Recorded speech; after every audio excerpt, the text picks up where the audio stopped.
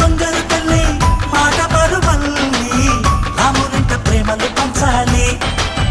ఆ సీతలాగా పేరుకు రావాలి